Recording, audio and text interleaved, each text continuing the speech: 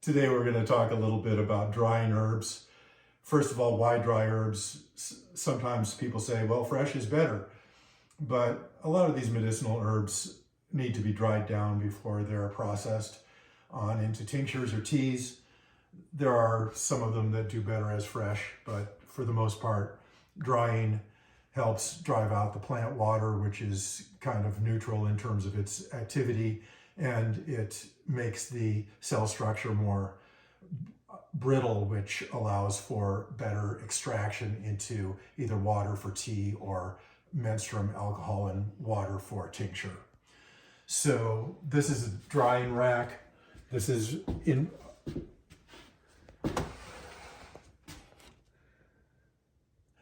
designed so that the stainless steel screens can be slid in and out, and it's a daily task to come in and stir the herbs.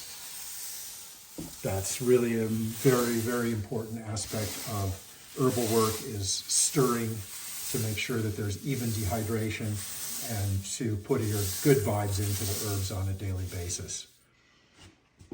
So what we have here are sunflower seeds, actually, and this is a two-phase process.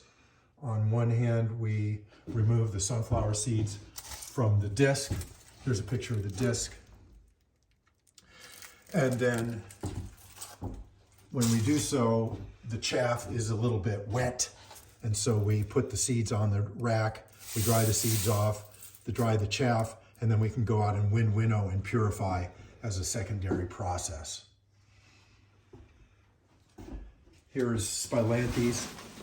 These are Spilanthes buds, Acmella oleracea, very, very powerful anti-inflammatory, full of alkyl amides, and when they get completely dry, then they're going to break down like this, and we'll be able to extract the seeds out of them. There's no way we can extract the seeds until we dry the buds.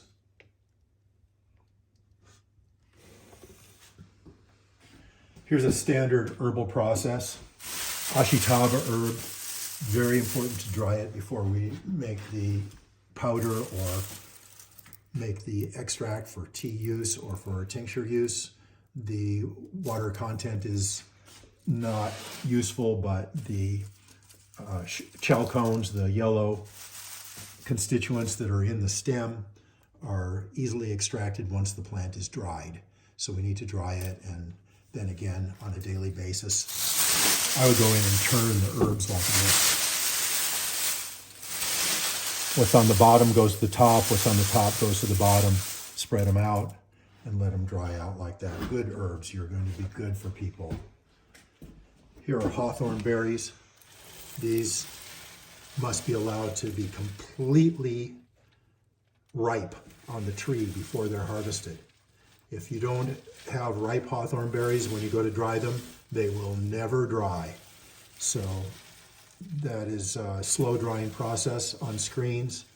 And we have the dehydrator in the seed room right here. We could power it on for a second. And that sucks all the moisture out. If it gets too cold in here, then we have a heater. We can turn on a heater.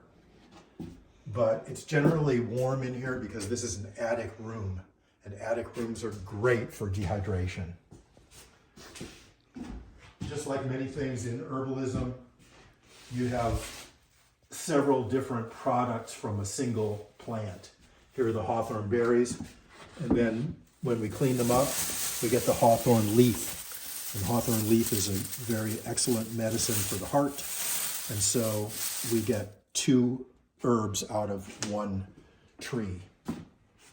Then we could even get the leaf and flower during the spring when the flowers come out. Those also could be dried off, and those are a significant herbal ingredient. So know which herbs need to be dried and which ones can be processed fresh. To find out about that, access your information in my book, Making Plant Medicine by Rich Ochek. Beyond that, put the good vibes in and get the water out.